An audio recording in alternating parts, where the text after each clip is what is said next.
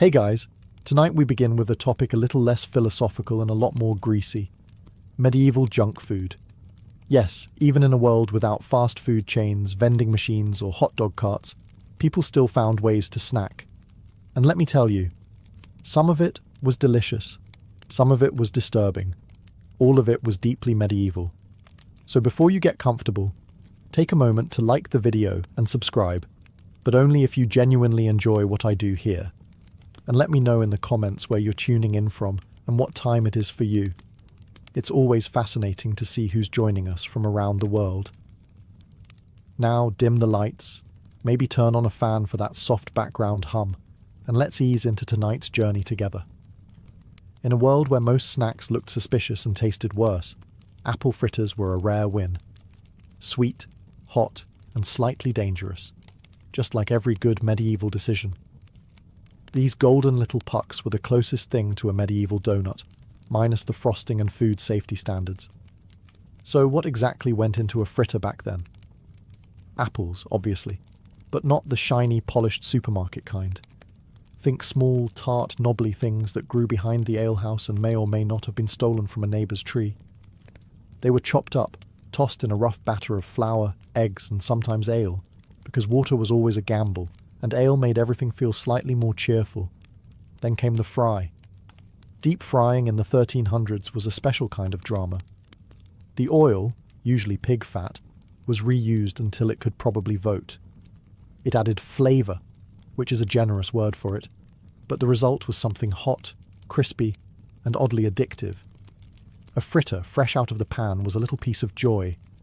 Crispy edges, soft centre, and a faint risk of third-degree burns. If you were lucky, and rich, it might be dusted with imported sugar, a luxury that doubled as a social flex. For everyone else, a drizzle of honey or spiced syrup did the trick. Either way, it was sweet enough to distract you from the rest of your diet, which mostly involved cabbage pretending to be other things. Fritters were street food. You'd grab one at a fair, after church, or on market days when you needed a treat and didn't mind grease on your tunic. Kids loved them. Adults loved them. Birds tried to steal them. They were fun, fast, and just indulgent enough to make you forget about the pickled turnips waiting at home. And yes, sometimes they were overcooked, or the apples were more sour than sweet, or the batter was suspiciously chewy. But when they were good, they were really good. One bite in and suddenly you understood why people put up with medieval life. If apple fritters were the medieval version of a donut, then cheese curds were, well, sort of the medieval popcorn. Bite-sized, slightly squeaky, and wildly inconsistent. They weren't flashy. They didn't melt. They didn't stretch. In fact, they barely did anything at all. And that's what made them perfect. Let's be clear. Medieval cheese wasn't aiming for Instagram glory. It was made fast, eaten faster, and expected to survive long journeys, questionable storage, and the occasional goat stepping on it. Cheese curds were essentially baby cheese. The early, fresh bits before the wheel hardened into something that could double as a building material. These little clumps of dairy joy were a byproduct of the cheese-making process. Farmers would separate milk into curds and whey using rennet, which sounds fancy until you realize it came from the stomach lining of a baby animal. But hey, it worked. The curds were pressed, lightly salted, and then that was it. Cheese curds. Sometimes they were soft, sometimes rubbery. Sometimes they squeaked on your teeth like they had a personality. But they were filling, portable, and weirdly satisfying. And in a time where snack usually meant old bread or cold broth, curds felt like a win. Monks loved them. Travellers packed them. Kids would eat them like candy, assuming the cows had been cooperative that week. You could fry them, crumble them over stews, or just eat them by the handful while pretending not to smell like the inside of a barn. Unlike many medieval foods, cheese curds didn't require a celebration or feast. They weren't saved for holidays or saints' days. They were just there. Comforting, familiar, mildly chewy. The friend who always shows up, never overperforms, but is weirdly reliable when everything else falls apart. Did they sometimes taste a little off? Sure, freshness was a spectrum in the Middle Ages. But with enough salt and enthusiasm, most people didn't complain. Besides, in a world without refrigeration, your standards naturally adjust. So no, cheese curds weren't glamorous. But they were simple, hearty, and just indulgent enough to count as a treat. In a pinch, they were also excellent for bribing cats and small children. Turnips are not dessert. Let's just start there.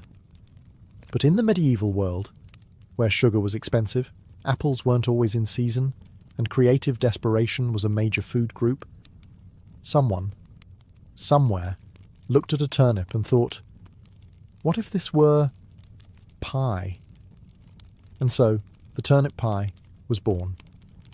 Now, to be fair, it wasn't always awful. Sometimes it was even kind of good. Think mashed turnips, hopefully tender, blended with a bit of egg, maybe some honey or dried fruit if the cook was feeling generous, then baked inside a sturdy crust made of flour, water and ambition. The result? Surprisingly edible. At best, it was warm, a little sweet, and had that vaguely comforting root vegetable meats pudding vibe. At worst, it tasted like someone had mistaken livestock feed for a baking ingredient and just rolled with it. Turnip pies were popular for two main reasons. Turnips were cheap, and pie crust could hide a multitude of sins. Whether the turnips were overripe, undercooked, or suspiciously bitter, once you baked them into a pie and added a drizzle of honey, it became peasant cuisine with aspirations. Was it cheesecake? No. But it tried, and in medieval Europe, trying counted for a lot. You'd find these pies at fairs, feast tables, and in particularly enthusiastic monasteries where the monks had a little too much time and a lot of extra root vegetables. Some recipes added spices, nutmeg if the abbey was rich, pepper if the cook was chaotic. Occasionally, raisins made an appearance, which only confused people further. Nobles didn't eat turnip pie unless they were slumming it for fun or pretending to relate to the common folk for political reasons. But for everyone else, it was dessert. Sort of. More like an afterthought with pastry. And yet, despite its questionable logic, the turnip pie endured. People liked it. Or at least, they didn't dislike it enough to stop making it. It was cheap, filling, and mildly sweet, which, for medieval food, made it basically revolutionary. If the medieval world had a comfort food MVP, it was the meat pasty, a handheld pie stuffed with seasoned meat, tucked into a folded crust, and baked until it was golden brown or slightly scorched. Basically a medieval hot pocket, minus the microwave, and plus a genuine sense of danger. The beauty of the pasty was its portability. You could eat it on the road, in the fields, or while watching a public execution, whatever the day demanded. Wrapped in a thick pastry crust, it stayed warm for a while and protected the contents from dirt, rats, and the occasional peasant sneeze. But let's talk about that filling. Meat, in this case, was a flexible term. If you lived near a manor or a hunting estate, you might get pork, mutton, or venison, actual recognizable meat. If not, well, options expanded dramatically. Rabbit, pigeon, eel, hedgehog. Anything that once had legs, or slithered, could be diced, seasoned, and hidden inside pastry with plausible deniability. Spices were often used to enhance flavour, or, more realistically, to distract you from it.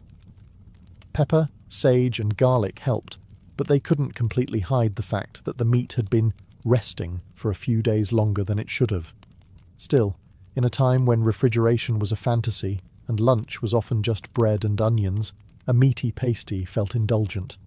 There were even vegetarian versions, filled with root vegetables, leeks, or cheese, for fasting days or the particularly devout. But make no mistake, the meat ones were the crowd pleasers. They were greasy, hot, and comforting. You didn't ask what was inside. You just ate it and hoped the cook had been in a good mood. And in case you're wondering, yes, People sometimes marked the crust with initials or symbols to claim ownership, especially among miners and labourers. In some places the crust was extra thick along one edge, so it could be held with dirty hands and then tossed to the spirits, or, more realistically, to rats. So were they good? Often yes. Were they mysterious? Always. But that was part of the charm. You didn't eat a meat pasty to feel safe. You ate it because it tasted good, and you were ready to accept the consequences. In a world where brushing your teeth meant rinsing with wine and hoping for the best, candied fennel seeds were the closest thing medieval folks had to breath mints. Tiny, sugary, and vaguely herbal, they were part treat, part digestive aid, and part dental hazard, all wrapped up in a single, oddly satisfying crunch. These little seeds were typically coated in a hard shell of sugar, which was no small feat in the Middle Ages. Sugar had to be imported, boiled, beaten, and poured by hand, meaning someone, somewhere, really believed in the potential of these tiny snacks. They were especially popular in noble households, where guests might be handed a small dish of them after dinner to freshen the mouth, and probably to distract from the mutton still clinging to their molars. Flavour-wise, fennel seeds had a strong, licorice-like bite. You either loved them or politely swallowed them whole and nodded in gratitude. The sugar coating helped, but there was always that unmistakable herbal kick, the kind of thing that makes you feel both fancy and slightly confused. Candied seeds also had a job to do: digestion. People believed fennel helped settle the stomach, especially after a heavy meal involving 3 types of bird and an alarming amount of mead. Think of them as the medieval version of chewing gum crossed with Tums, but with more potential to chip a tooth. And yes, they were hard. Like, crack your molar if you're too confident, hard. You didn't chew candied fennel seeds casually. You tested one first, gently, bit down slowly, listened for cracking sounds, then committed. It was a risk-reward situation every time. While the rich popped them like medieval tic-tacs, common folk occasionally got their hands on knock-off versions, usually involving honey, crushed herbs, and vague optimism. Not quite the same, but good enough to pretend. In the grand lineup of medieval junk food, candied fennel seeds were small but mighty. They didn't fill your belly, but they left a pleasant taste in your mouth and gave the illusion of refinement, even if you were covered in mud and still had goose grease on your tunic. If medieval desserts had a golden child, it was the honey cake. Sweet, dense, and prone to sticking to everything except your expectations. Honey cakes were what happened when bakers got ambitious and sugar was still locked in a castle treasury. Honey was the sweetener of the people, assuming those people had bees, access to bees, or weren't afraid of climbing trees and getting stung in the face. These cakes were usually made with flour, water, and generous spoonfuls of honey, or at least what passed for spoonfuls in an era where spoons were mostly used to fight off siblings. The result? A firm, chewy slab that could either be a delightful snack or a makeshift doorstop, depending on how long it had been sitting near the hearth. Spices were sometimes added if the household was feeling wealthy or showing off. Nutmeg, cloves, or cinnamon could give the honey cake a bit of flair, and by flair we mean the ability to cause an entire village to talk about your recipe for a week. Dried fruits were also tossed in if they hadn't been stolen by the local children or turned into wine. Honey cakes were popular at feasts, festivals, and weddings, mostly because they could be made ahead of time, didn't spoil quickly, and could survive being dropped on the ground, stepped on, or thrown at someone in a mild food fight. They were also used as gifts, bribes, and occasionally passive-aggressive statements. Here, I made this for you. It's sweet, unlike your personality. Structurally, they weren't what you'd call delicate. Many resembled compact bricks. Slicing them required a sturdy knife and the quiet hope that no one was watching you struggle. Eating them was easier. Just don't expect a fluffy bite. These cakes were built for medieval life. Tough, durable, and coated in enough sticky honey to make your hands feel like you lost a battle with a beehive. But they were satisfying. They tasted like warmth and indulgence, like the rare moment you weren't chewing salted barley or chasing rats out of your cupboard. They were joy, wrapped in sugar, with just enough chew to count as cardio. Fried fish skin cracklings, possibly the most unexpectedly delightful snack to emerge from a culture that also thought eel pie was a good idea. These crispy, salty little strips weren't glamorous, but they were efficient. Waste not, want not. Especially when you're working with a fish that, frankly, smells like it's judging you. Let's be honest, no one set out to invent this. More likely, some thrifty cook was left staring at a pile of discarded fish skins and thought, what if we just fried it? A splash of hot fat later, and history was made. Or at least something vaguely edible was born. Fish skin was plentiful, especially in coastal towns, or near rivers where herring, cod, or whatever had been pulled out of the water was processed on site. The meat went to the stew pot, the heads went to the cat, and the skin? That got thrown into a pan of bubbling oil and sizzled into submission. The result was surprisingly addictive. A thin, crispy snack that crunched like a dried leaf, but tasted like concentrated ocean. A pinch of salt elevated the experience. A hint of garlic or herbs? Well now, you were flirting with culinary excellence. These cracklings weren't just tasty, they were practical. Lightweight, non-perishable-ish, and high in fat. Exactly what a medieval body craved after a day of hauling firewood or defending sheep from someone else's sheep. Soldiers packed them. Sailors lived off them. Peasants sold them outside taverns for a few coins and the satisfaction of feeding drunk people something louder than their conversation. Did they sometimes still have scales?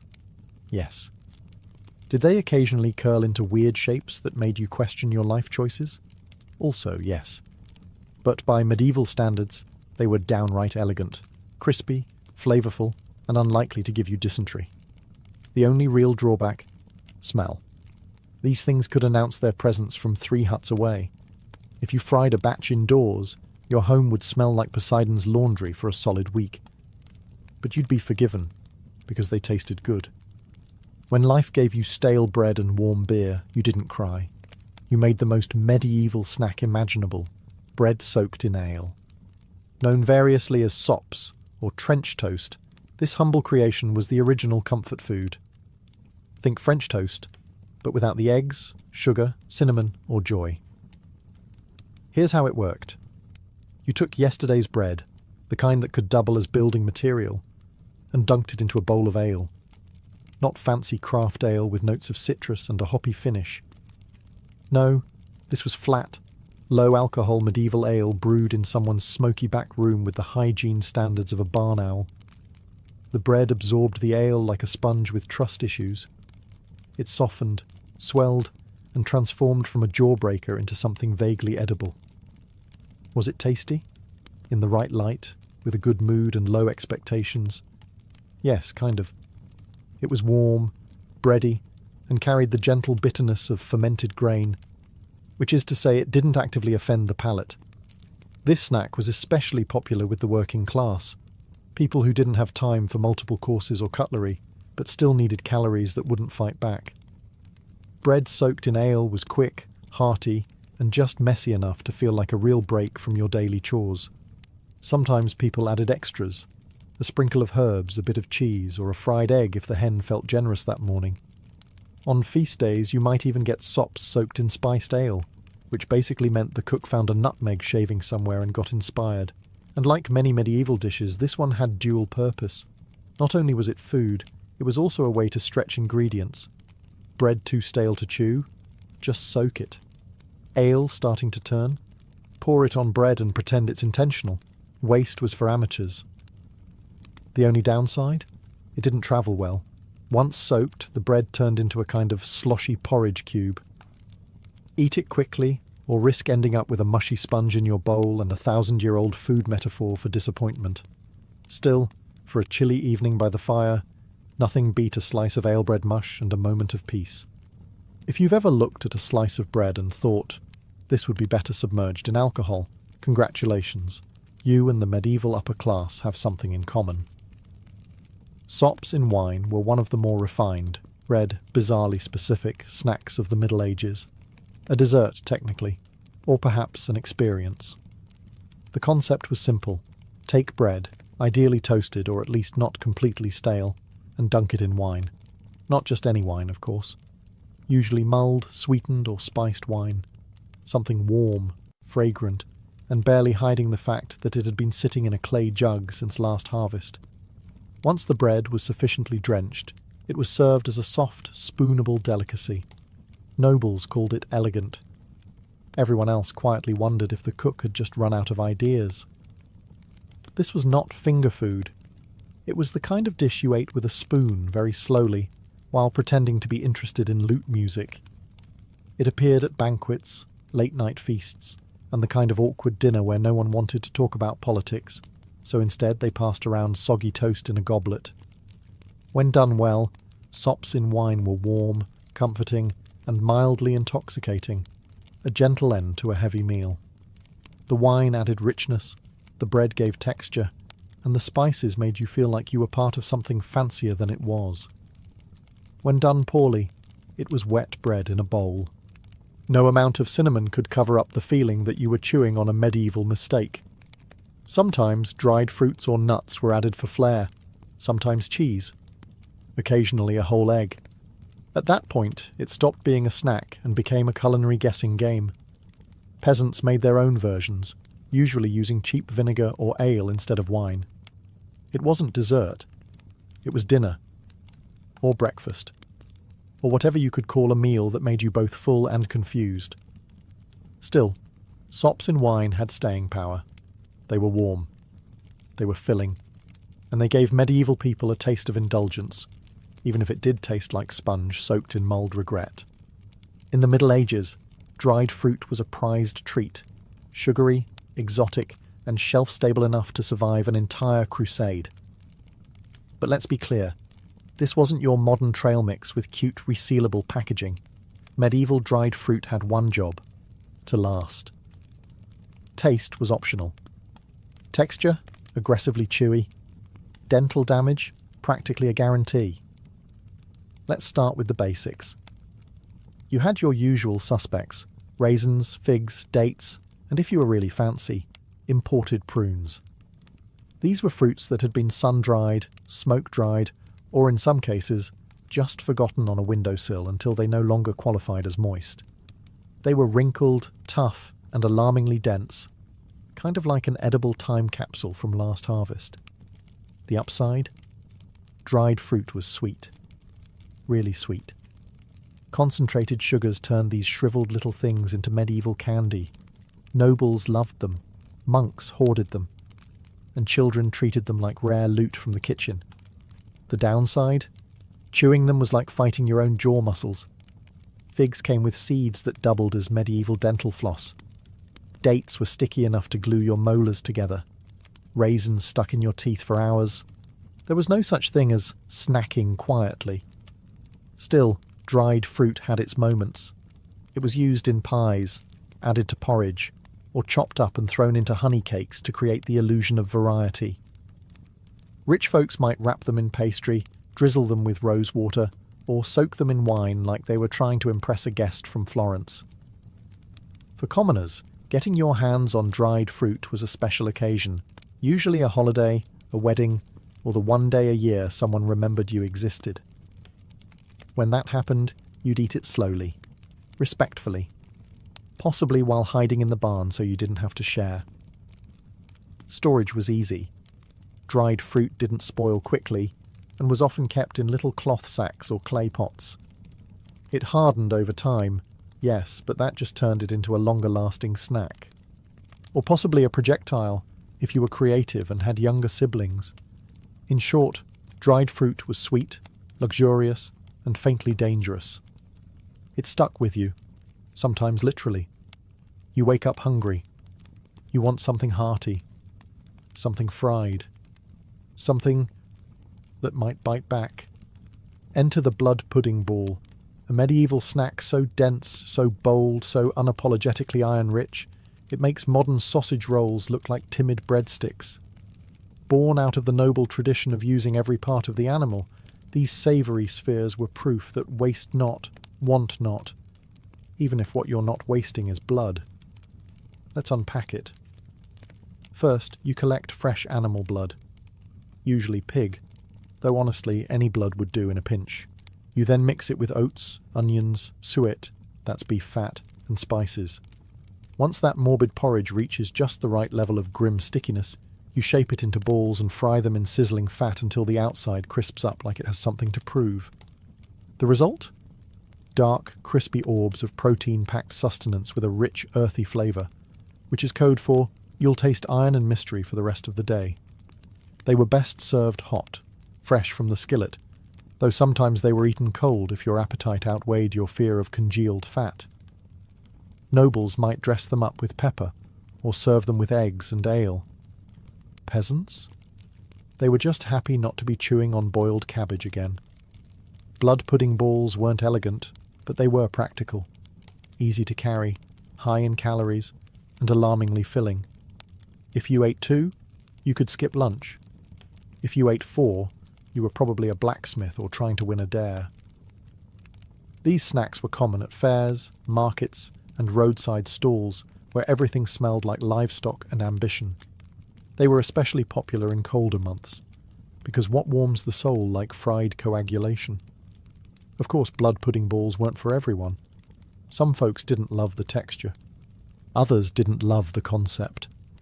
But in a world where survival came first and flavour came somewhere around 12th, these meaty little morsels earned their place in the medieval junk food hall of fame. Forget everything you know about pancakes. These weren't fluffy stacks with maple syrup and whipped cream. Medieval pancakes were thinner, tougher, and cooked in enough lard to make your arteries consider early retirement. But they got the job done, and in a world where your other breakfast option was thin soup that's sad about its life, they were kind of a treat. Made from a humble mix of flour, eggs, and water or ale, these pancakes were poured onto a sizzling iron griddle coated in bubbling pig fat. No non-stick pans, no portion control. You just ladled and hoped. The result? A flat, uneven circle with crispy, browned edges and a slightly chewy centre.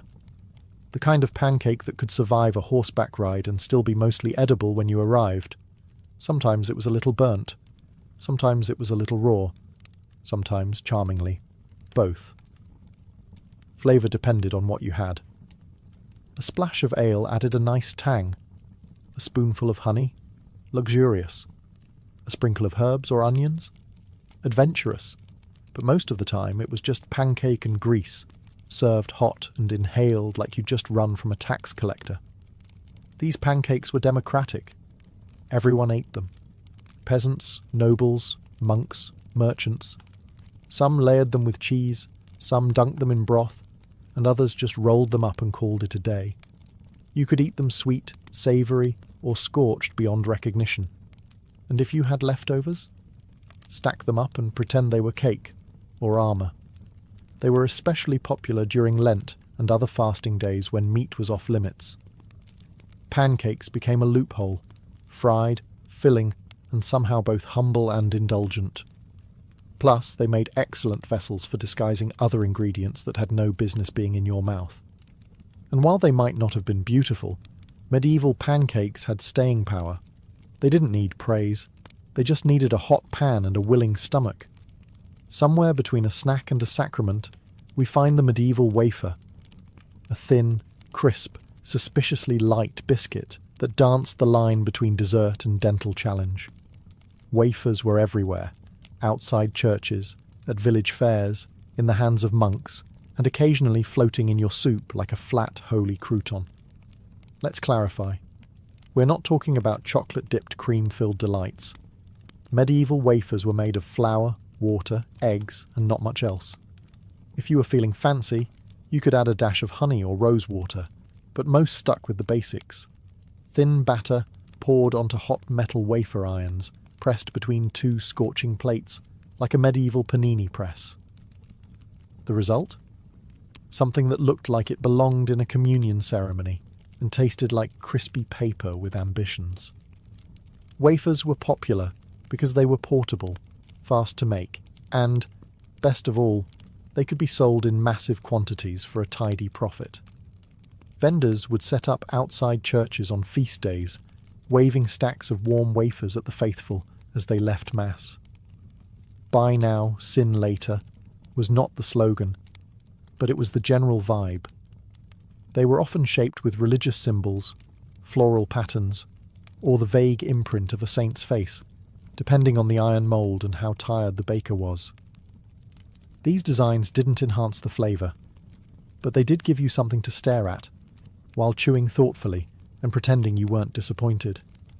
Structurally, wafers were delicate. They cracked if you looked at them wrong, and shattered if you tried to break them cleanly.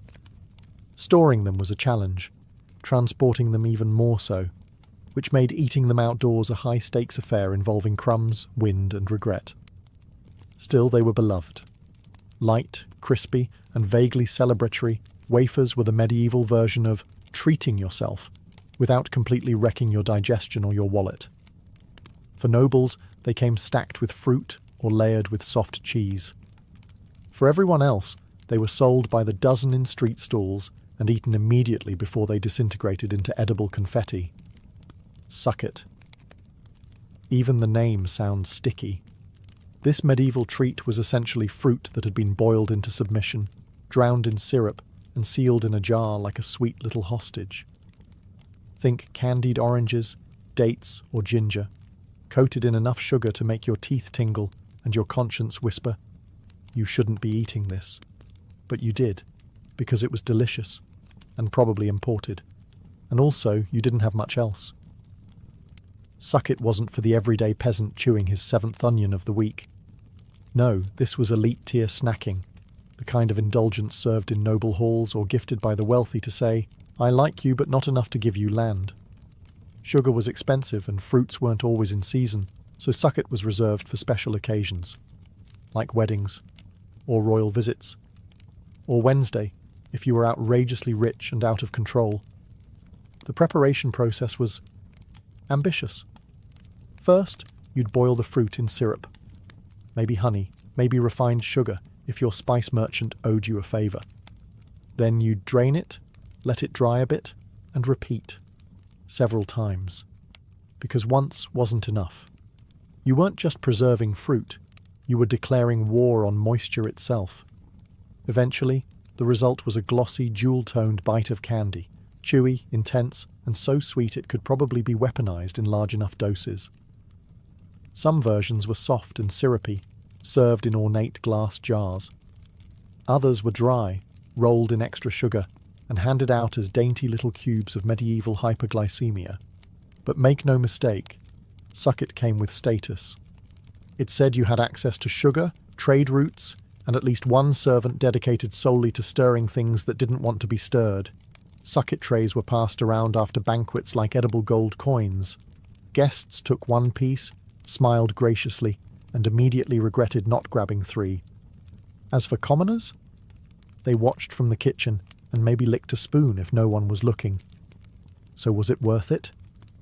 Honestly, yes. Suck it was one of the few medieval snacks that genuinely felt like dessert. It was rich, refined, and just extravagant enough to make up for the fact that dinner had included boiled something. Ah, fried eel, the grand finale of medieval junk food.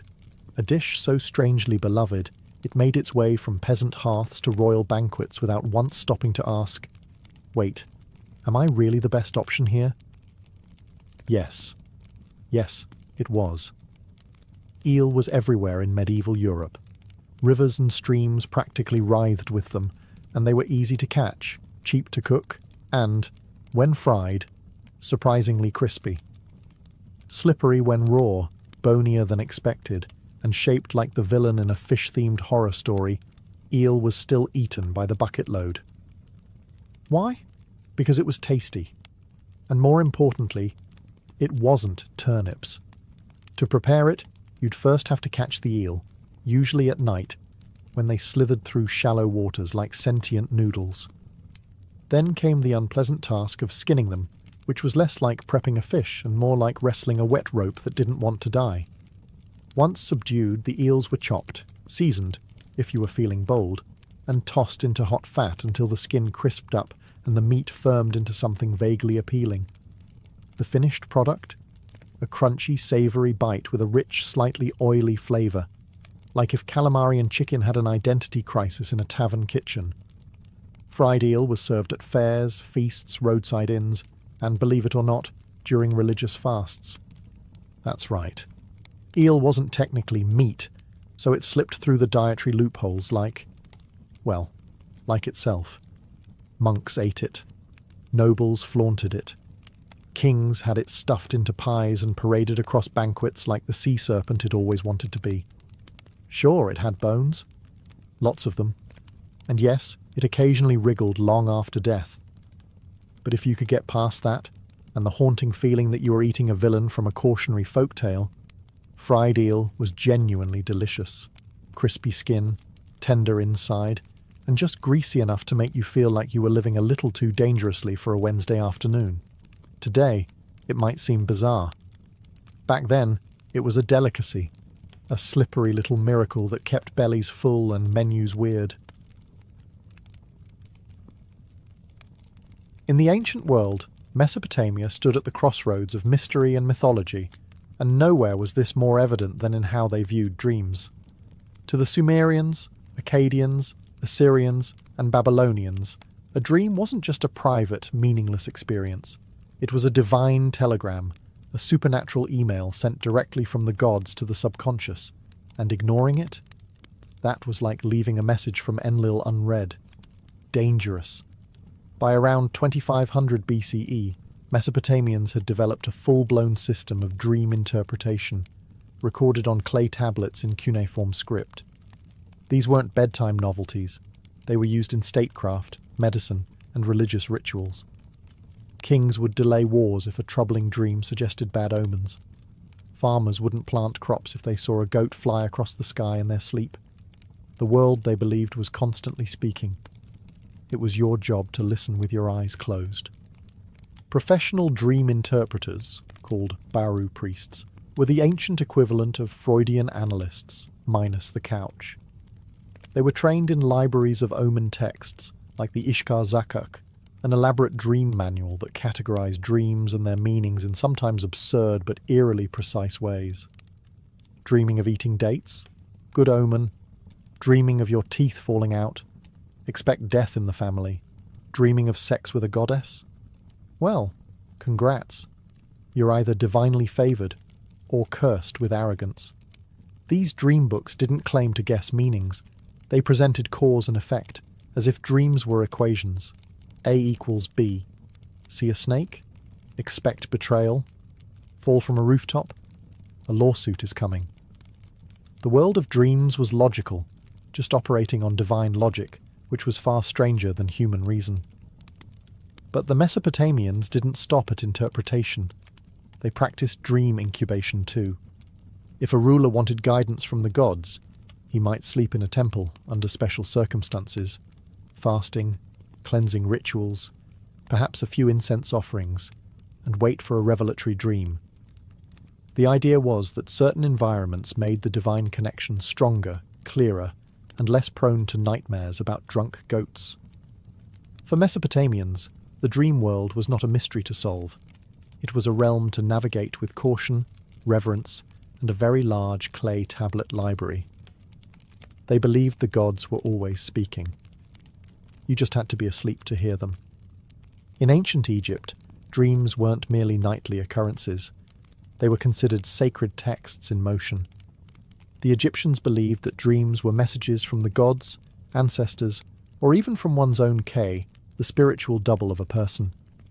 Every dream, good or bad, came with intent. It could warn, bless, instruct, or terrify. By the time of the New Kingdom, circa 1550-1070 BCE, the Egyptians had begun recording their interpretations in what would become some of history's earliest dream manuals. One of the most famous examples is the Ramesside Dream Book, written on papyrus and discovered in the village of Deir el-Medina. This wasn't light reading. It's essentially a divine diagnostic tool, listing hundreds of dreams and interpreting each based on whether the outcome would be favourable or disastrous. The logic, however, was not always intuitive. For example, if a man sees himself eating crocodile flesh in a dream, it means he will become a high official. Strange, yes. But in Egyptian cosmology, The crocodile was tied to the god Sobek, who embodied strength and power. Eating crocodile meant absorbing divine traits. That's a promotion-worthy omen. Each entry in the dream book started with the phrase, "if a man sees himself," followed by a symbolic scenario. These weren't general guesses. They were drawn from centuries of ritual knowledge, personal visions, and temple tradition. And the interpretations were often binary, marked as good or bad in red and black ink.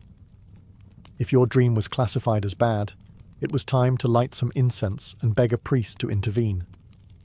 Priests in temple complexes, especially those serving healing deities like Serket or Thoth, sometimes offered services in dream incubation, where supplicants would sleep in the temple and await guidance or healing through visions.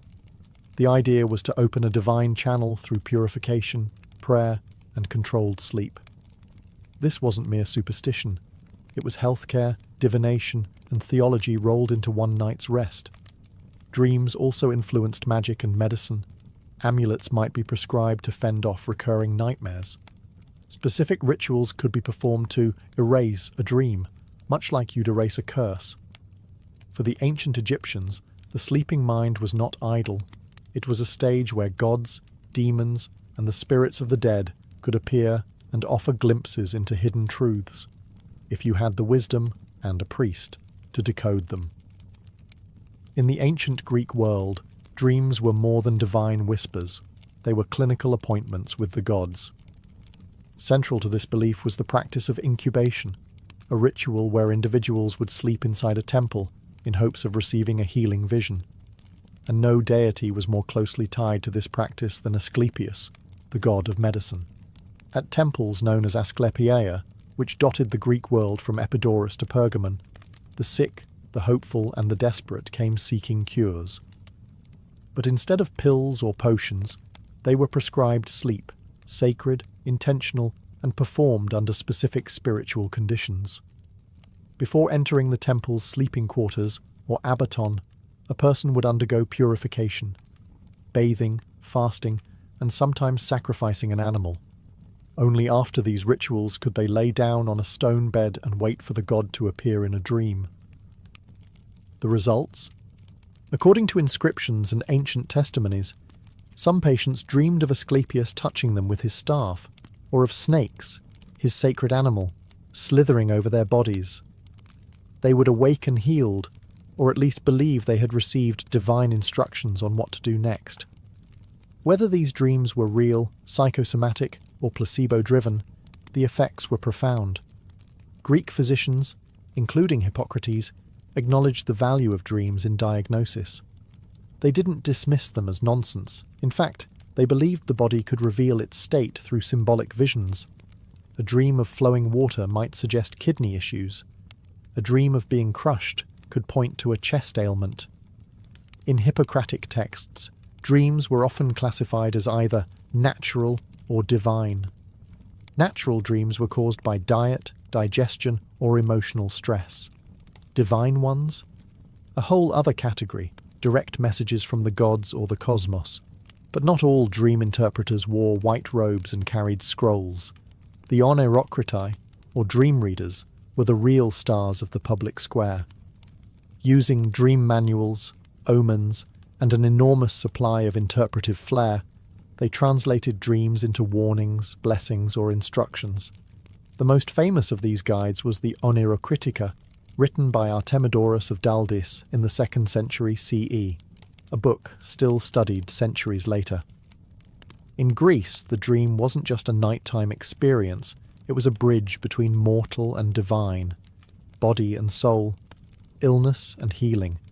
And if you were lucky, you'd wake up with a cure, and maybe a snake curled at your feet. Throughout the ancient world, one category of dream carried more weight than all others: the prophetic dream. These weren't just messages, they were warnings, revelations, or calls to action. For cultures spanning Mesopotamia, Egypt, Greece, and beyond, prophetic dreams were sacred transmissions from a higher plane, direct links to gods, fate, or the mysterious mechanisms of the cosmos. In the ancient Hebrew tradition, Prophetic dreams were a recognized and respected channel of divine communication. The Old Testament is filled with examples. Think of Joseph, son of Jacob, who dreamt of sheaves of wheat bowing before his own, a symbol of his future rise to power. Later, as an interpreter of Pharaoh's dreams in Egypt, he predicted 7 years of plenty followed by 7 years of famine. That one dream, of cows, fat and thin, altered the course of Egypt's economy. Joseph didn't just read dreams. He became a national strategist by doing so. Likewise, in Mesopotamia, kings often received dreams that foretold victory, disaster, or divine favour.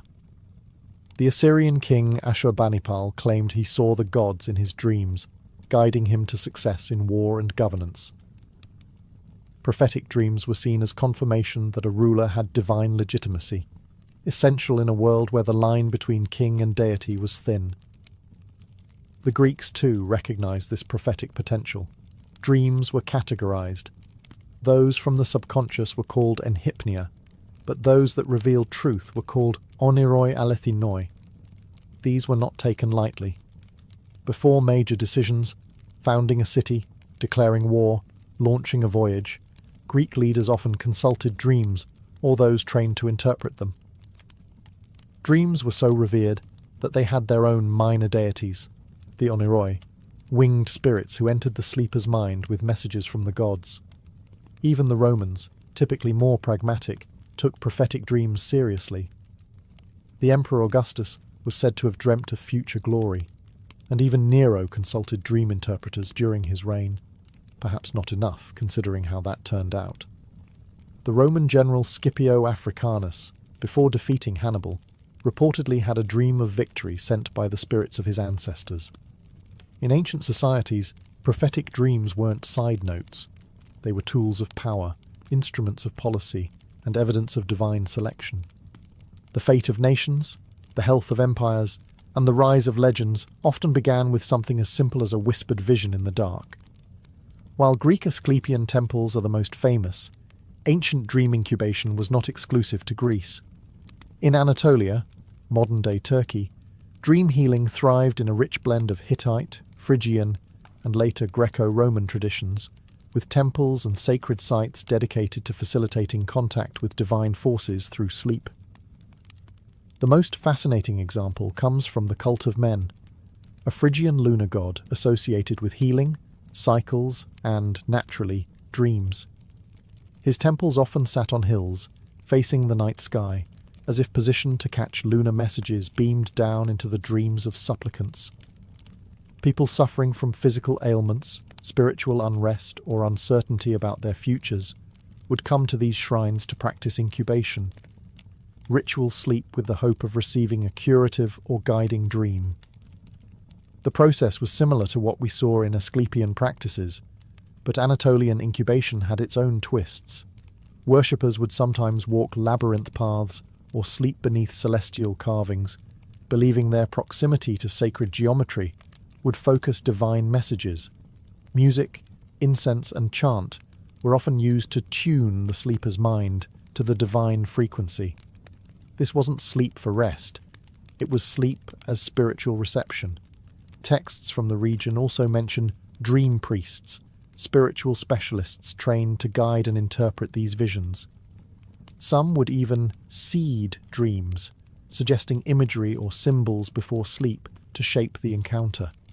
For example, someone wanting a vision of their future child might sleep with a carved fertility idol under their pillow.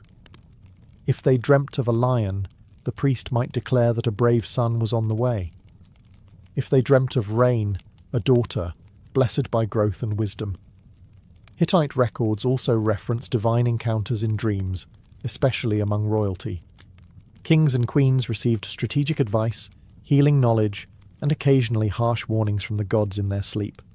One dream reportedly instructed a queen to adopt a foreign goddess into her shrine, an early example of divine diplomacy. Dream incubation in Anatolia wasn't just personal, it was communal and cosmic. Pilgrims travelled long distances, often forming temporary healing communities, bound not by blood, but by shared vulnerability and hope. And through sleep, They believed the gods could reset the course of their lives. In Anatolia, to dream wasn't passive. It was an act of ritual participation, where healing and prophecy flowed not from logic, but from the silent language of sleep. By the 2nd century CE, the ancient art of dream interpretation had matured into a disciplined craft, and one man took it upon himself to systematize it all, Artemidorus of Daldis. A Greek from Asia Minor, Artemidorus wrote the Critica, the most comprehensive and influential dream manual of the ancient world. And unlike mystical scribes who veiled everything in divine mystery, Artemidorus approached dreams with the methodical precision of a scholar and the curiosity of a streetwise psychologist. The Critica wasn't some mystical pamphlet. It was a 5-book tome, written in clear Greek, filled with thousands of dream scenarios and their meanings, culled from personal interviews, temple records, and public performances. Artemidorus claimed he spent decades collecting dream accounts from people of all walks of life: sailors, merchants, prostitutes, soldiers. His logic? If you want to understand the soul of a culture, listen to its dreams.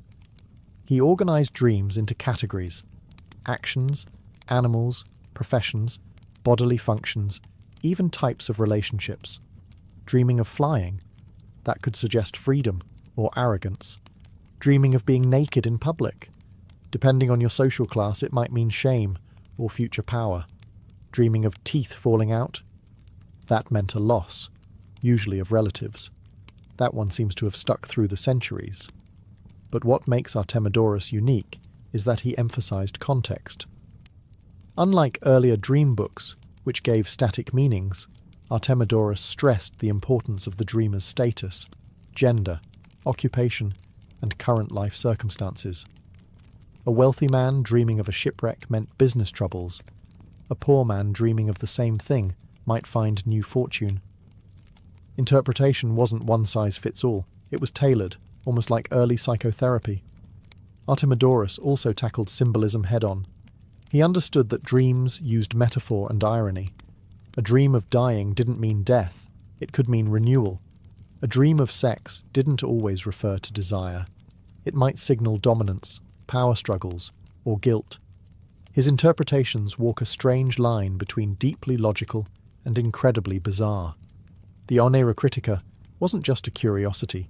It was used for centuries across the Roman Empire and Byzantine world. It influenced medieval dream interpreters and was translated into Arabic, keeping the flame alive long after classical temples fell. With Artemidorus, the dream became a text to be studied, decoded not just for prophecy, but for insight. He may not have believed dreams came from gods, but he certainly believed they came from somewhere deep, strange, and worth exploring. Not all dreams in the ancient world were gifts from the gods. Some were terrors from the depths, dark, haunting visions believed to come from restless spirits, demonic forces, or even the underworld itself. These weren't seen as mere bad nights of sleep.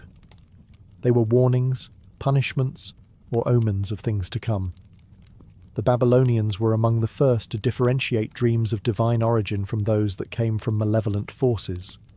If a dream caused fear, illness, or distress, it was considered polluted, and a priest would be called to perform apotropaic rituals, cleansing spells, offerings, or symbolic actions designed to neutralize the dream's effect.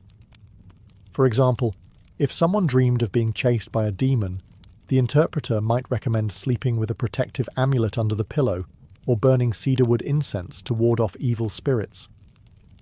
The Egyptians also had a well-developed idea of nightmare prevention. Certain dreams were believed to be caused by malicious entities, including the dead. Amulets bearing the Eye of Horus, or images of Bez, the dwarf god who protected households from dark forces, were worn to guard against these attacks. Some people even recited dream-erasing spells upon waking, treating the nightmare as a contagious curse that had to be spoken out of existence before it could manifest in the physical world. In Greek thought, nightmares often signified a message not from the Olympians, but from chthonic deities, gods of the earth and the underworld. Hades, Persephone, and even the terrifying Erinyes, Furies, could appear in dreams to express divine displeasure or signal a crime left unpunished. Dreamers who ignored these warnings did so at their peril. The philosopher Plato, in the Republic, even described the dream as a battleground between reason and appetite, where the lower parts of the soul ran wild. For him, the nightmare was not just a spiritual warning, but a psychological one, an indication that your inner self was out of balance. Even the Romans, practical as ever, feared dreams of certain animals, like owls, snakes, or wolves, as signs of impending death, betrayal, or war. They believed the dead could visit the living through dreams, sometimes to warn, sometimes to accuse. In every culture, nightmares were more than bad dreams. They were seen as cosmic red flags, reminders that the seen and unseen worlds were always connected, and that even in sleep, there was no true escape from fate. In the ancient world, dreams weren't just spiritual, they were political assets. Rulers, priests, generals, and prophets often weaponized dreams to justify decisions, sway public opinion, or consolidate authority. When the gods spoke in sleep, those in power were quick to say, "They spoke to me." Take Alexander the Great, for instance. Before he conquered Egypt, he reportedly dreamed of the god Ammon welcoming him as a son. Upon arrival at the Siwa oasis, the local oracle confirmed the dream, declaring Alexander a divine offspring. Was the dream real? Was it staged? It didn't matter. The message solidified his rule and painted him as more than mortal, a living god in the eyes of his troops and subjects. Dreams were especially useful during political transitions or uncertain times. In ancient Rome, Augustus claimed to have dreamed of a great victory at Actium, which he won against Mark Antony and Cleopatra. Afterward, this dream was immortalized in literature and coins, turning it into a sacred narrative. Later emperors followed suit. If the gods supported your dream, who dared oppose your actions? Priests and oracles often played into this. Dream interpretation became a theological tool, especially when it aligned with the interests of a ruler or temple elite. Suppose a rebellious governor dreamt of disaster. The priest might interpret it as divine punishment for challenging imperial authority.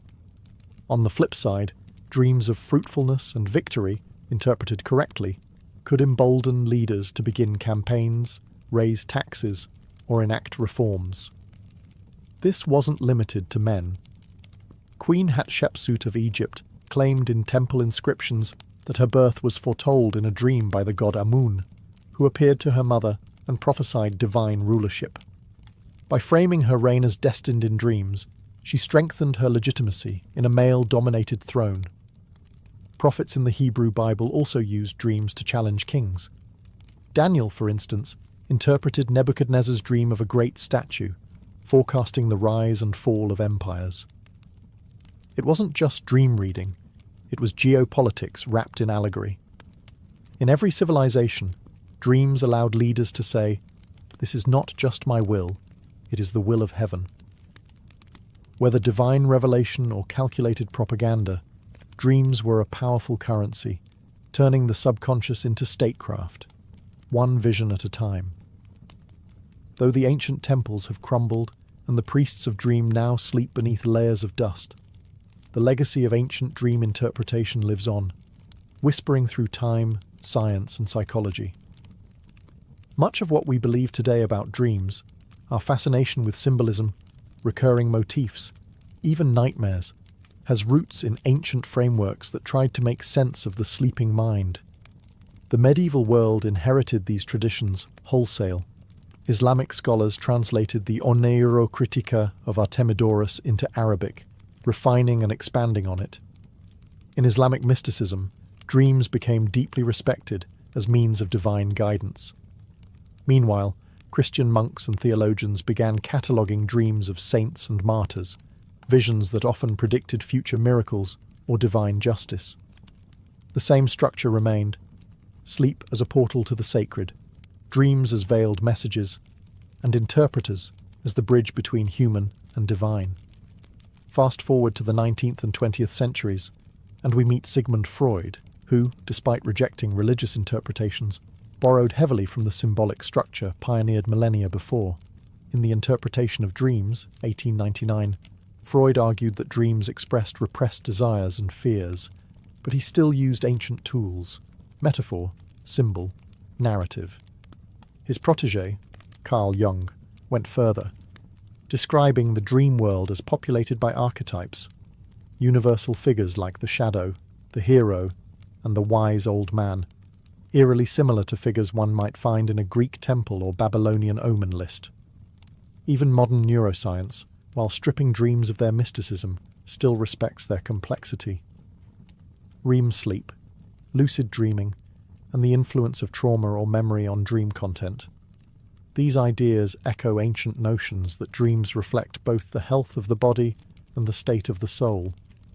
Pop culture, too, carries on the torch. From film and literature to tarot and New Age spirituality, dreams remain a source of fascination. Whether it's a horror film based on sleep paralysis or a dream journal app promising self-discovery, the ancient idea still pulses beneath, that what we see in sleep matters. In the end, the ancients may not have had brain scans or sleep labs, but they understood something we still chase today. Dreams are not random. They are stories, signals, or shadows, whispered in the language of gods, ancestors, or ourselves. The question remains the same across time. What is your dream trying to tell you? In the mid-19th century, the United States was a country stretching at the seams. By 1860, California had been a state for a full decade, but it often felt more like a distant cousin than a sibling.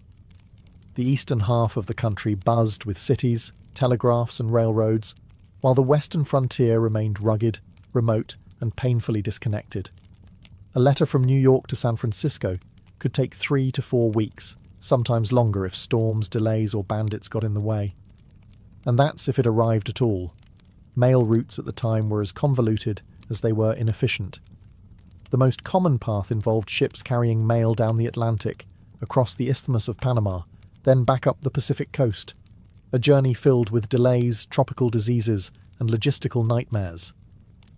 Meanwhile, the overland route via stagecoach was slow, perilous, and frequently bogged down by muddy trails, snowbound passes, or attacks from outlaws and hostile terrain. This lag wasn't just an inconvenience. It was a political problem. The federal government worried that California, increasingly isolated, might drift away in spirit or loyalty. In an era where secession was already on the horizon, maintaining unity across the continent was not just ideal, it was urgent. Entrepreneurs and visionaries began floating bold solutions, none bolder than the idea of creating a central relay system using the one thing the American West had in abundance: open land and fast horses. If skilled riders could gallop across the country in shifts, swapping horses at stations every 10 to 15 miles, maybe, just maybe, they could cut delivery time from weeks to just 10 days. It was an insane proposal. The route would be nearly 2,000 miles from St. Joseph, Missouri to Sacramento, California. It would cross mountains, deserts, rivers, and territories that had barely been mapped. There would be extreme heat, freezing nights, and the ever-present danger of ambush. But if it worked, it would be the fastest communication line between East and West. The problem was clear. America was expanding faster than its infrastructure. And so, with a mix of desperation, ambition, and pure frontier daring, a solution galloped into history, one saddlebag at a time. The Pony Express was about to be born. The Pony Express didn't just materialize out of the dust. It was the brainchild of 3 ambitious businessmen from the freight and stagecoach firm Russell, Majors and Waddell.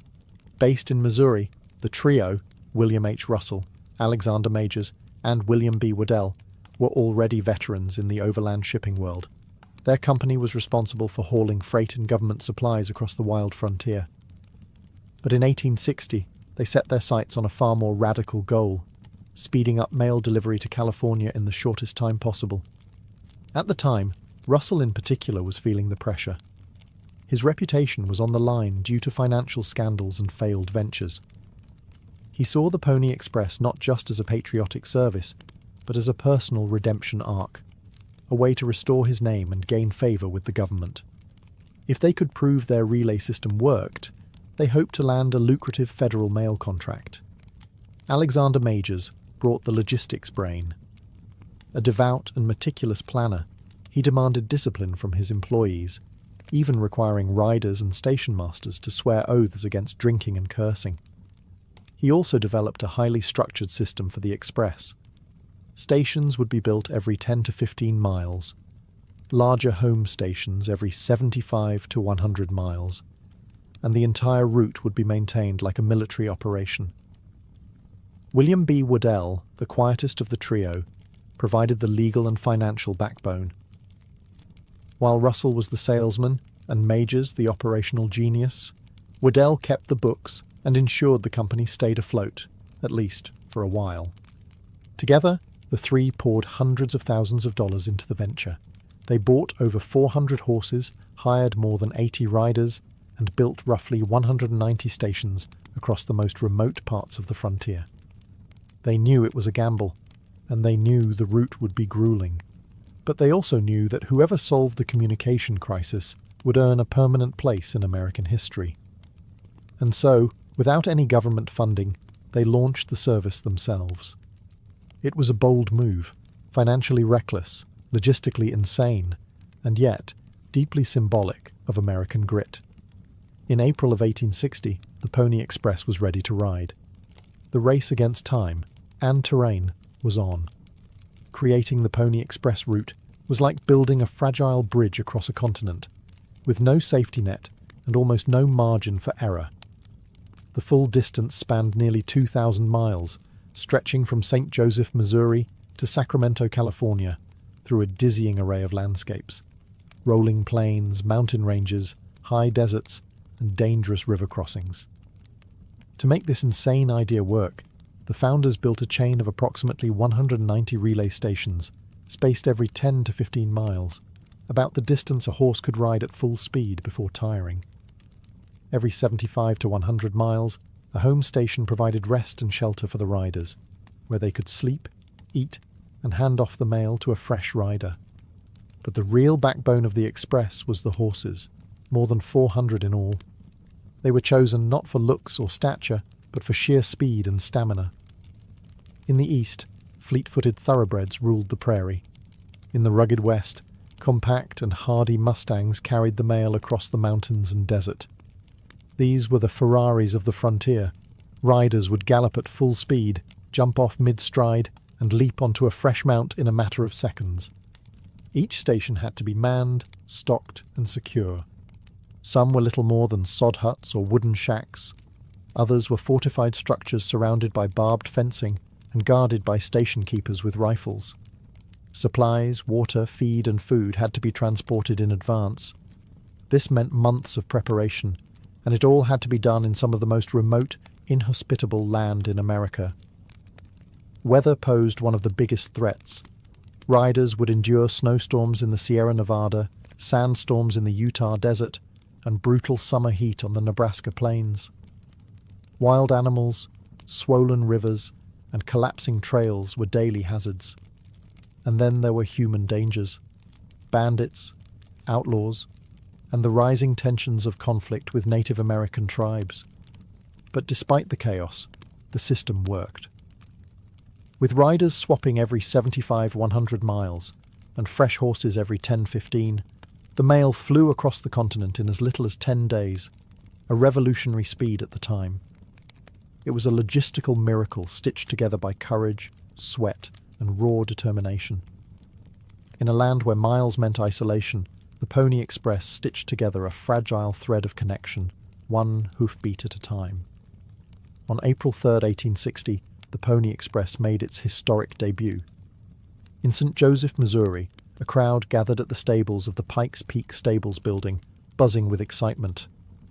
The inaugural rider, most likely Johnny Fry, though records are somewhat disputed, mounted his horse, took the leather mochila, a specially designed mail pouch, and dashed off westward at breakneck speed.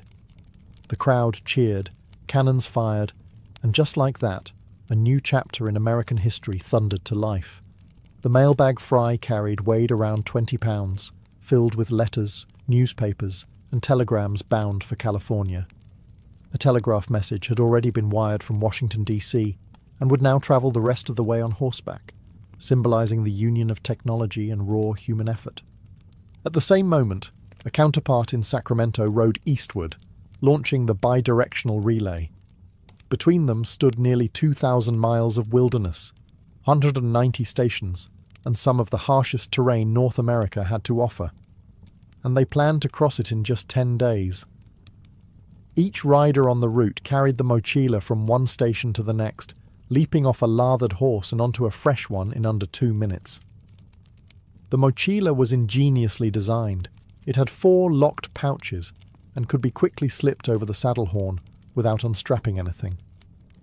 Speed was everything.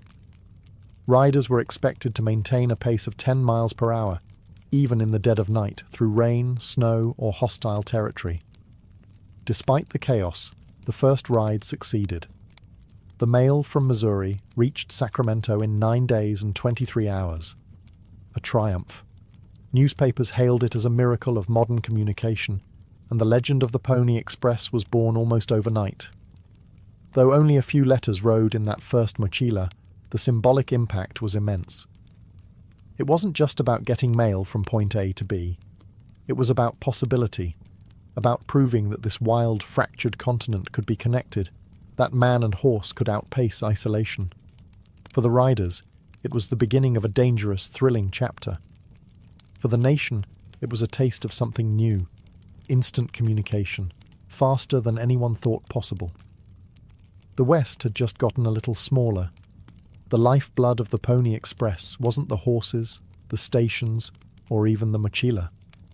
It was the riders, a band of young, wiry daredevils who defied weather, wilderness, and war to deliver the mail. They weren't just couriers. They were living legends in the making. The typical Pony Express rider was no older than 18, often closer to 16. They were light, usually under 125 pounds, so as not to weigh down the horses. Speed and endurance were everything. The now famous recruitment ads allegedly read, "Wanted, young, skinny, wiry fellows not over 18. Must be expert riders, willing to risk death daily. Orphans preferred." While the wording is likely apocryphal, the spirit behind it was absolutely real. These young men rode 75 to 100 miles per shift, changing horses at every station but never resting until they'd passed the mochila to the next rider. They often rode at night, through torrential rain, snowstorms, or scorching heat. They carried revolvers and rifles, but against bandits or hostile attacks, their best defense was speed. Many of them travelled alone, unarmed, relying entirely on their ability to outrun trouble. Some riders became folk heroes. Pony Bob Haslam once rode 380 miles in under 2 days to deliver mail during a violent Paiute uprising, despite being wounded by arrows. William Buffalo Bill Cody, who would later become a Wild West showman, claimed to have ridden for the Express at age 15, though historians debate the accuracy of that tale. Regardless, the reality was already dramatic enough. Riders had to navigate the Rocky Mountains, cross the Great Basin Desert, and brave territories where the slightest mistake could mean freezing, drowning, or vanishing without a trace. And yet, the service maintained an astonishing reliability rate. Even in the harshest conditions, only one mochila was ever lost. Despite the danger, many riders loved the job.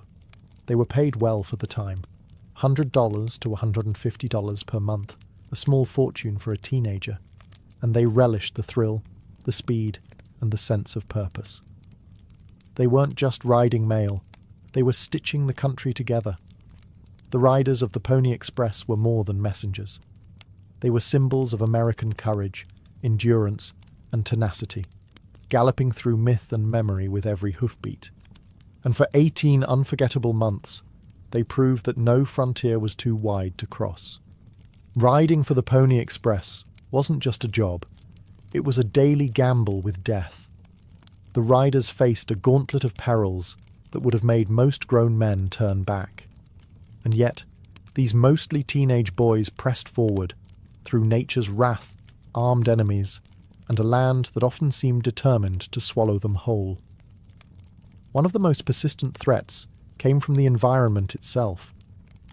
Riders braved blizzards in the Sierra Nevada, blistering heat across the Nevada desert, and sudden thunderstorms that could flood river crossings or turn dirt paths into impassable muck. Slipping off a horse in freezing conditions could mean hypothermia. One wrong move in a swollen river could end in drowning, and many came dangerously close. Then there were the animals. Packs of wolves sometimes chased riders at night, rattlesnakes coiled in trailside brush, and mountain lions stalked the high passes. But even more dangerous than wildlife were the bandits and bushwhackers who knew that a rider's mochila contained valuable letters, some even laced with gold dust or money orders. Though the riders carried revolvers, they were outnumbered, and stopping meant risking both life and mission. Tensions with Native American tribes also boiled over during the Pony Express's brief existence. The Paiute War in 1860, sparked by grievances over land, broken promises, and settler encroachment, led to several attacks on Pony Express stations. Riders were ambushed, station keepers were killed, and multiple stations were burned to the ground. The most famous episode occurred when Pony Bob Haslam galloped nearly 190 miles through hostile territory to carry the mail, suffering wounds from arrows, but completing his route regardless. Even isolation was a danger. Riders were alone, often for hours, with nothing but their horse, their weapon, and the looming dark. A broken leg, an injured horse, or a missed station could mean dying alone in the wilderness, never found. And yet, they rode. Despite all this, the system endured. Mail was delayed, but rarely lost. Riders were occasionally wounded, but they almost always made it through. In 18 months of operation, only a handful of men were killed on the job. The Pony Express wasn't a fantasy of the Wild West. It was a brutal, often terrifying reality. But in surviving these dangers, the riders became legends, proving that even the most unforgiving terrain could be tamed, if only for long enough to deliver the mail. Though the Pony Express only operated for 18 months, its impact on the United States was swift, far-reaching, and undeniably profound. In a country teetering on the edge of civil war and desperate to feel unified across its vast landscape, the Express proved one thing loud and clear: distance was no longer destiny. Before the Pony Express, it took weeks for letters to travel from the East Coast to California. Important political decisions, commercial deals, and personal news often arrived too late to matter. But with the Express, mail could reach San Francisco in just 10 days. Suddenly, Californians were no longer out of sync with the rest of the country. Businesses grew bolder. Newspapers could report near real-time updates from across the nation. Families felt closer. And most importantly, the Union felt more connected, which would become critical as the Civil War loomed. Politically, the Express also reassured the federal government that the West was within reach. It symbolized national strength and cohesion at a time when fragmentation felt dangerously close. President James Buchanan received regular updates from California during the tense months leading up to Lincoln's election, in part thanks to the Express. Economically, it helped lay the groundwork for transcontinental infrastructure.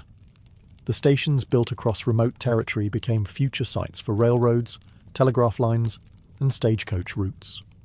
Many Pony Express routes would later be absorbed into more permanent communication systems. What was once a bold gamble became the blueprint for how America would connect itself coast to coast. And culturally, the Pony Express became the embodiment of frontier spirit. Newspapers romanticized the riders, creating instant heroes. Young men across the country dreamed of taking the reins, galloping through danger with a saddlebag full of destiny. The Express became mythologized, even as it operated, capturing the imagination of a country hungry for symbols of courage and unity. Even after it ended, the Pony Express continued to shape American identity. It represented speed, courage, sacrifice, and above all, possibility. In just over a year, it managed to do what steamships, Congress, and diplomacy had failed to do: make a fractured, sprawling nation feel like one. The Pony Express didn't just deliver mail, it delivered the future, one gallop at a time. For all its daring and triumph, the Pony Express was doomed from the start. It wasn't a matter of failure, it was a matter of technology. As fast as a horse could ride, nothing could compete with the speed of a wire. Just 2 days after the Pony Express officially launched in April 1860, construction began on the Transcontinental Telegraph, a coast-to-coast communication system that would transmit messages in minutes rather than days. The telegraph poles and lines advanced steadily westward from the Missouri River and eastward from California. Every mile of wire spelled another nail in the coffin of the Express. By October 24th, 1861, just 18 months after the first ride, the final telegraph wire was strung across the country. The system went live, and the connection was instantaneous. That very same day, the Pony Express carried its last letter. The silence of hoofbeats was replaced by the rhythmic click of Morse code. But even before the telegraph, the Pony Express was bleeding money. Despite its legendary performance, it was a commercial disaster. Russell, Majors and Waddell had poured more than $700,000 into the operation and barely recouped a fraction. With no federal subsidy and high operational costs, horses, riders, station upkeep, and supply logistics, the Express was never a sustainable business model. It was built as a proof of concept, a bold advertisement for a mail contract that never fully came through. Russell himself faced financial scandal, and the company began to collapse. By the time the telegraph was completed, the Express was already on its last legs, heroic, beloved, but completely obsolete. Yet the end came with little bitterness. The very goal the Pony Express set out to prove, that rapid coast-to-coast communication was possible, had been achieved. Riders turned to other frontier jobs, stations were repurposed or abandoned, and the nation turned its eyes to the future. The fall of the Pony Express was not a failure, it was a passing of the torch. The horse gave way to the wire, just as the wire would later yield to radio, satellites, and the internet. But for one brief, shining moment, America watched in awe as teenage boys and powerful horses conquered time and distance. In a world obsessed with speed, the Pony Express galloped into legend and left hoofprints no telegraph wire could ever erase. Though it lasted only 18 months, the Pony Express galloped straight into the mythology of the American West, becoming one of the most enduring and romanticized stories in the nation's history. In reality, it was a risky, short-lived business venture. But in the public imagination, it became something far greater, a symbol of heroism, speed, and the relentless frontier spirit. Hollywood, dime novels, and school textbooks transformed the Express into legend. The image of a lone rider silhouetted against the sunset, thundering across the prairie with a leather mail pouch and a six-shooter at his side, captured the nation's heart. This wasn't just nostalgia, it was national identity in motion.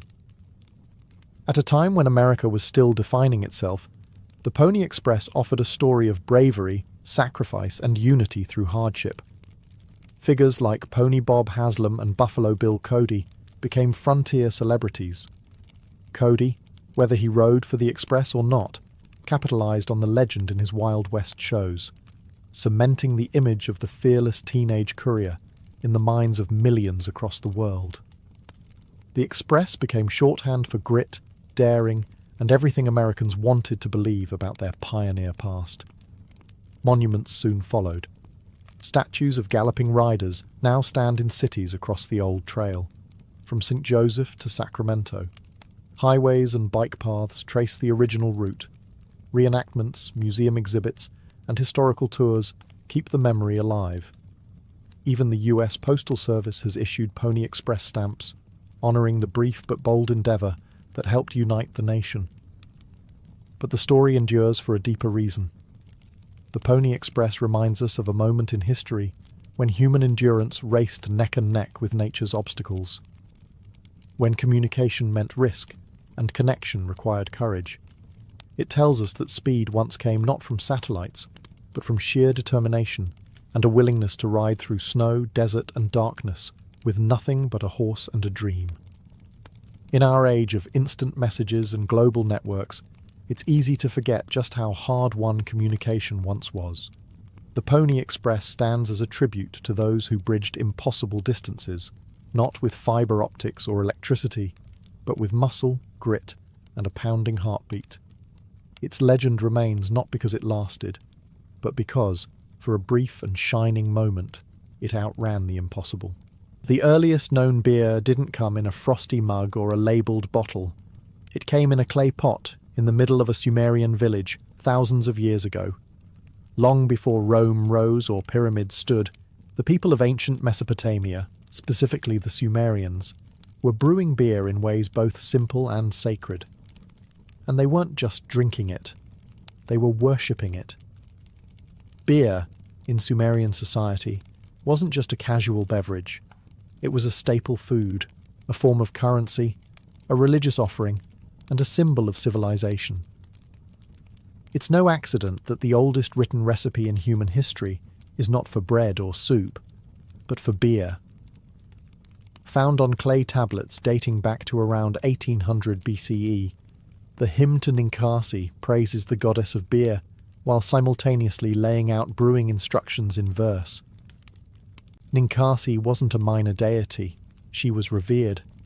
To brew beer was to invoke her presence. The brewing process was both practical and poetic. Sumerians would bake a special bread called bapir, made of barley, and often mixed with honey or dates.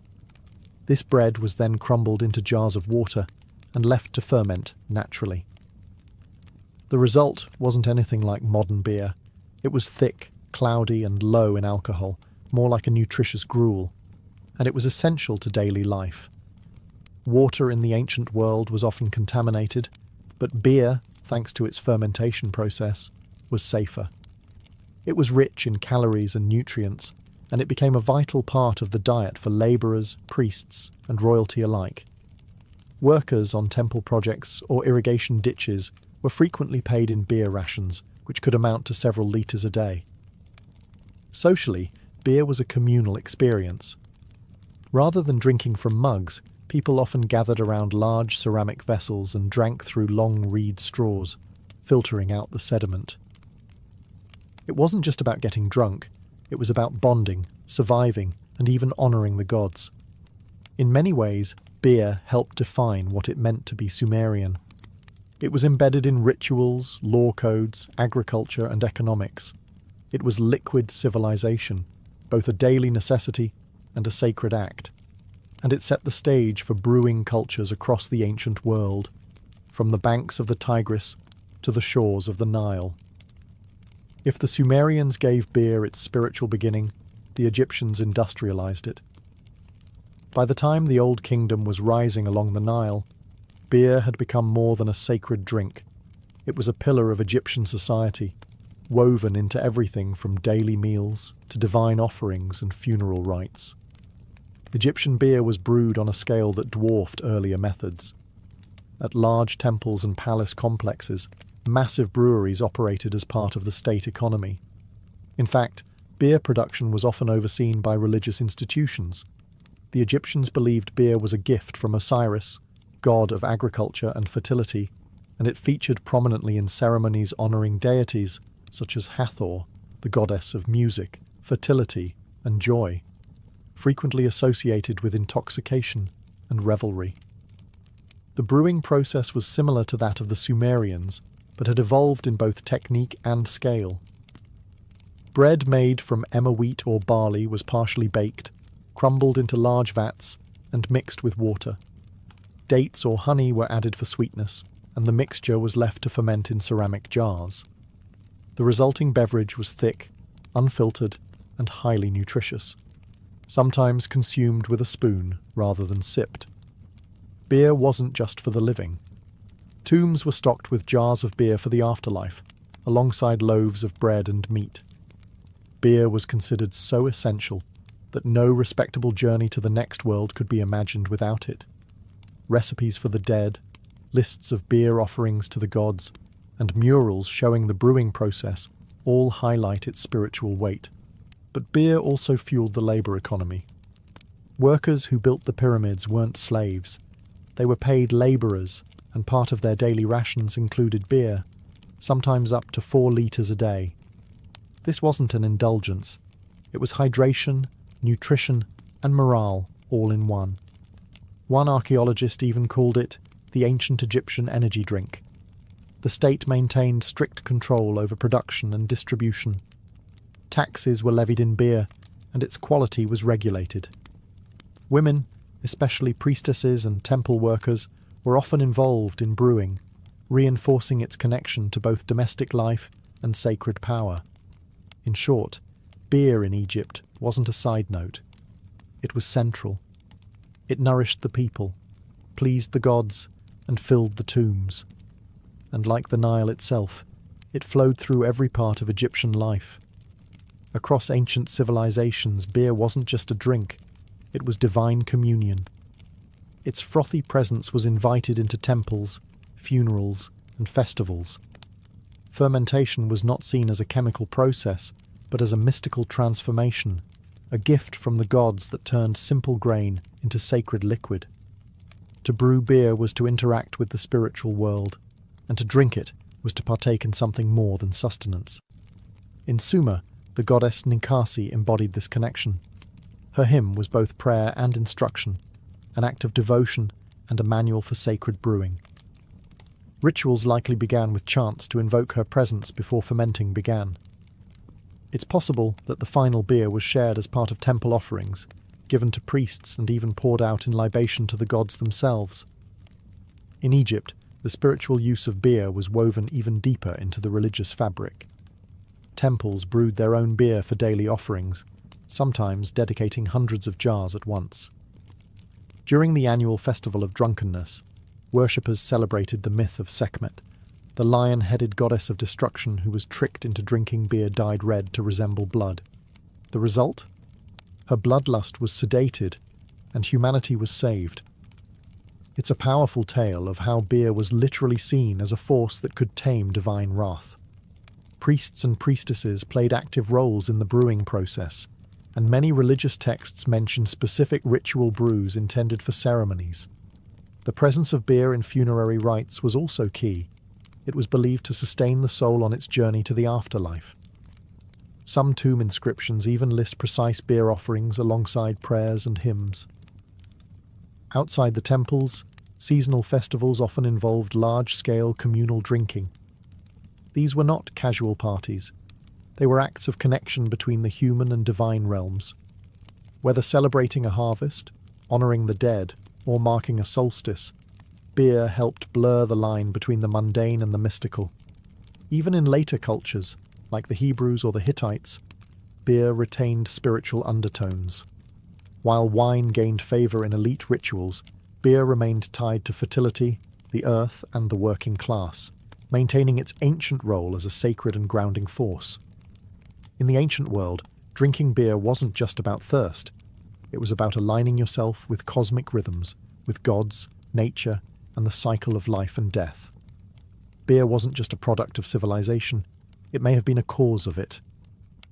Some historians and archaeologists now argue that the desire to brew beer was one of the driving forces behind early agriculture and settlement.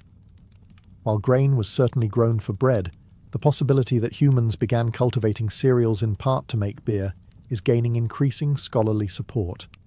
If true, beer isn't just a byproduct of civilization, it's one of its founding pillars. In ancient Mesopotamia, where organized farming first took root, evidence suggests that barley, one of the earliest domesticated grains, was prized not just for food, but for its fermentable sugars. Once harvested, barley could be stored, ground, and used in both bread and beer production.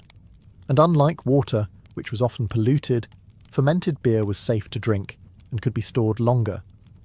This made it essential for early communities, especially in arid or semi-arid regions, where water supplies were unreliable. Beer production also necessitated a level of social organization. Brewing required tools, storage vessels, controlled temperatures, and precise timing. This encouraged division of labour, technological innovation, and even early science. Clay tablets show that ancient brewers understood fermentation processes well enough to replicate them consistently. No small feat in an age without thermometers or yeast packets. In urban centres like Uruk and Babylon, breweries became part of state and temple economies. Rations of beer were distributed to workers, soldiers and bureaucrats. Taxes could be levied in grain or beer. And because beer was tied to both the economy and religion, its production was closely monitored and regulated. This meant that brewing contributed to the rise of bureaucracy, record-keeping, and standardised weights and measures. Beer was also instrumental in the growth of trade networks. Regions with surplus grain and brewing knowledge exchanged beer, ingredients, and brewing tools with neighbouring cultures. Pottery jars filled with fermented beverages have been found in Levantine and Egyptian trade sites, suggesting beer was a commodity worth transporting.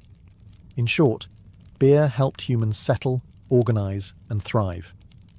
It fueled workers, connected cities, supported rituals, and justified grain cultivation.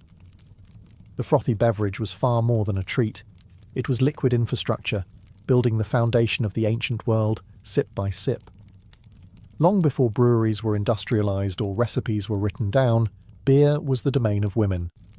In many ancient cultures, brewing was not a male-dominated profession, but a household art practised almost exclusively by females. And far from being a humble kitchen chore, brewing was seen as a sacred and skilled craft, passed from mother to daughter like an heirloom recipe.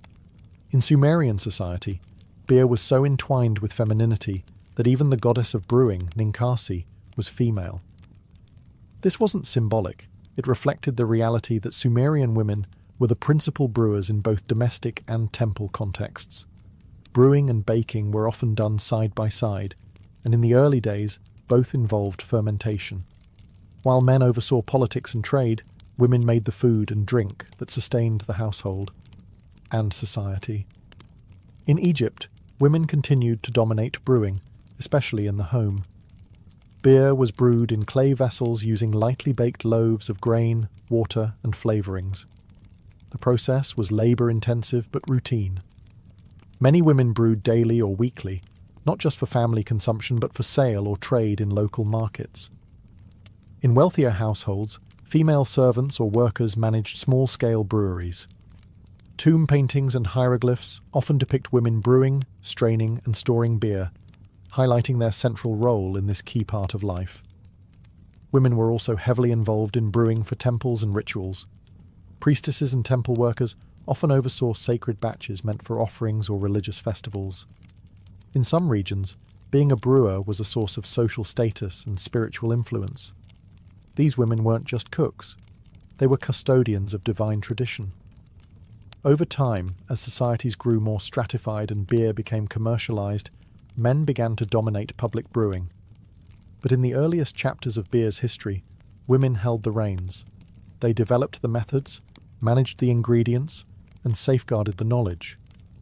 Interestingly, echoes of this tradition survived into the medieval period. In Europe, many early brewers were alewives, women who made and sold ale from their homes. Some wore tall hats to be seen in the marketplace, a detail that would later be twisted into the stereotypical image of a witch. But in the ancient world, a woman with a brewpot wasn't suspicious. She was respected. She nourished gods and mortals alike, one bubbling jar at a time. Ancient brewing wasn't just luck and magic. It was a craft refined over generations, blending observation, experimentation, and environmental know-how. While each culture had its own variations, the core principles of brewing were surprisingly consistent: grain, water, fermentation, and time. But the specifics? That's where it gets fascinating. The primary grain used across much of the ancient world was barley, though emmer wheat was also common, especially in Egypt. These grains were chosen not only for their availability, but because they naturally contained the sugars and enzymes necessary for fermentation. Grains were usually partially malted, soaked in water, and allowed to germinate slightly. then either ground into mash or baked into loaves of bread, specifically intended for brewing. In both Mesopotamian and Egyptian traditions, these bread loaves, often called bapir in Sumer, were crumbled into large ceramic vats filled with water. The mixture was stirred, sometimes boiled, and then left to ferment. Natural yeast from the air, or from the vessels themselves, triggered the fermentation process. No one knew what yeast was, but they knew it worked, and that certain vessels made better beer, likely because they housed residual yeast colonies. To sweeten or flavour the beer, brewers added dates, honey, herbs, or spices. Egyptian beer, in particular, was often thick and sweet, almost like a liquid porridge. Filtering was optional. Some versions were consumed with straws to avoid sediment. Others were so nutritious that beer was considered a meal in itself, especially for labourers and the poor. Temperature played a key role. In hot climates like Egypt and Mesopotamia, brewers timed their work carefully and used cool storage pits or shaded courtyards to control the environment. In some cases, beer was aged in sealed clay jars, while in others it was meant to be consumed fresh. Brewing tools included large clay vessels, wooden paddles, woven sieves, and sometimes stone hearths for heating. Everything was made by hand, and every batch was slightly different. But the knowledge was passed down orally or ritually, preserved through repetition, song, and prayer, like the hymn to Ninkasi. Far from primitive, ancient brewing techniques were sophisticated adaptations to local climates, grains, and cultural preferences. They reflect not just culinary skill, but an intimate relationship with nature, time, and transformation, a kind of alchemy where grain and water became a sacred social elixir. As beer became central to daily life, its role expanded far beyond the household or temple. In many ancient civilizations, beer was not just a beverage, it was currency, commodity, and economic engine. From workers' wages to state taxes, beer was woven directly into the fabric of ancient commerce. In Mesopotamia, beer was a key component of the ration system. Workers, including builders, farmers, and even scribes, received daily portions of beer as part of their standard pay. The amount and quality varied by rank. Higher officials received more refined beer, while labourers got thicker, coarser varieties. Detailed cuneiform tablets list these allocations, and thousands of ancient receipts show beer transactions, proof that it was as important as silver or grain in the economic ecosystem. Beer production itself became a professional trade. Breweries, often attached to temples or estates, required a small army of labourers, grain collectors, millers, bakers, fermenters and transporters. Some regions specialised in beer production, creating regional styles and establishing localised trade routes. These beers weren't bottled and shipped as today, but they could be moved in ceramic jars sealed with wax or cloth. Traders bartered beer for other goods like wool, pottery, and olive oil. In Egypt, the picture was similar. Beer was produced on an enormous scale in both urban centres and rural estates. Breweries were often attached to state granaries, and their output supported workers, soldiers, and temple activities. Beer was taxed, tracked, and stockpiled like any strategic resource. In hard times, beer even became a bartering tool in place of scarce currency. Beer also played a role in long-distance trade. Clay vessels with residues of barley-based brews have been found as far apart as the Levant, Cyprus, and Nubia, suggesting that fermented beverages were exchanged alongside luxury items. While wine would eventually dominate elite markets, beer remained the people's drink, embedded in every transaction from village markets to temple distributions. Its portability and perishability made beer a uniquely local economic product, but one with national importance. Its production supported farmers, artisans, merchants, and priests alike. It was both daily sustenance and state infrastructure. In short, ancient beer wasn't just consumed, it was counted, traded, stored, and spent. It helped build pyramids, fund temples, and sustain empires. A mug of beer may have cost a few copper coins, but behind it stood a microcosm of civilization. In the ancient world, beer was the great equalizer. Everyone drank it, but not everyone drank the same kind. Just as with food, clothing and language, beer reflected and reinforced the rigid social hierarchies of the time. While commoners sipped thick, hearty brews for survival, the elites turned beer into a status symbol, a ritual offering, and sometimes even a political tool. Among the Sumerians and Akkadians, workers were issued daily beer rations. Their brews were dark, unfiltered, and dense, more stew than drink, but incredibly nourishing. These were functional beers, meant to sustain labourers in hot, arid conditions. Yet even here, there was variation. Some tablets mention at least 9 distinct types of beer, ranked by quality and purpose. The better versions were often reserved for scribes, priests, or administrators, showing that beer was already being used to draw class lines. In Egypt, the contrast was even starker. While everyday Egyptians drank a thick beer made from emmer wheat and flavoured with dates, the wealthy enjoyed refined brews, lighter, sweeter, and sometimes filtered. Tomb paintings depict nobles with goblets of golden beer, seated under palm fronds while servants poured from elegant jars.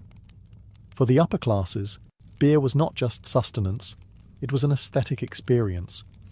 Pharaohs and their families received beer offerings daily, often alongside wine and bread. These libations weren't mere tradition. They reflected power. Only the rich could afford dedicated brewing staff, access to the finest ingredients, and the leisure to enjoy beer recreationally, rather than depend on it for calories. Beer also served diplomatic and ceremonial functions. During feasts, treaties, or religious festivals, offering beer of high quality signalled wealth and respect. Not offering beer, that could be seen as an insult. Interestingly, the brewing profession itself mirrored this divide. In homes and villages, women or slaves typically brewed the family's supply. But in temples or elite households, professional brewers, sometimes trained and salaried, handled production.